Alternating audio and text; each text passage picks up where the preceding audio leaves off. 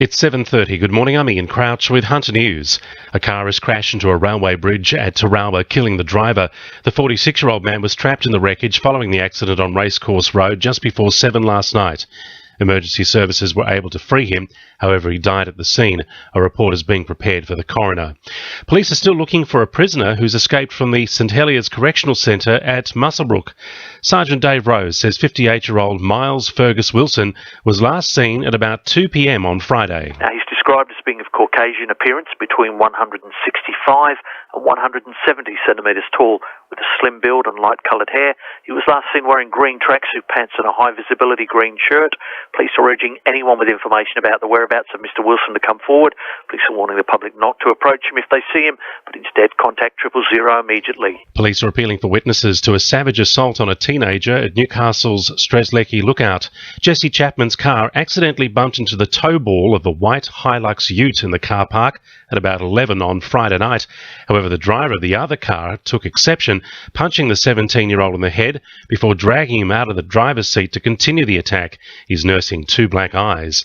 The Independent Pricing and Regulatory Tribunal is calling for community input from Hunter residents into how public transport fares should be set following the rollout of the Opal card.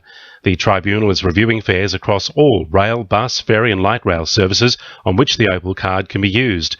IPART Chairman Peter Boxall says the review will have a particular focus on whether fares should be more integrated across different transport modes. This is a chance for the public transport users and passengers and others to have input. They can make submissions by the 28th of August. We also have an online survey which should only take about 10 minutes to complete. And so there's a chance now for passengers to put in input. Hunter drivers are amongst the worst in the state for using their mobile phones while behind the wheel. The Lake Macquarie, Newcastle and Hunter Valley commands all feature in the top 10 areas for fines issued last financial year. Across New South Wales, almost 100 motorists are fined every day.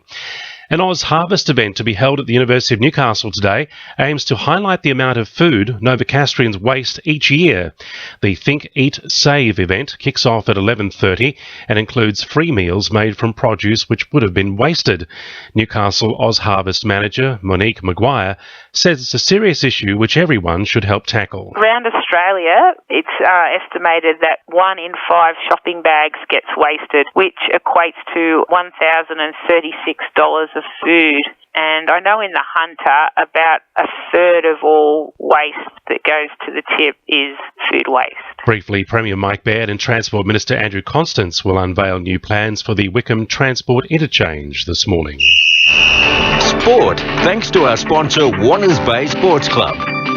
Newcastle Knights captain Kurt Gidley says it was hard to look fans in the eye following their huge 52-6 loss to South Sydney on Saturday.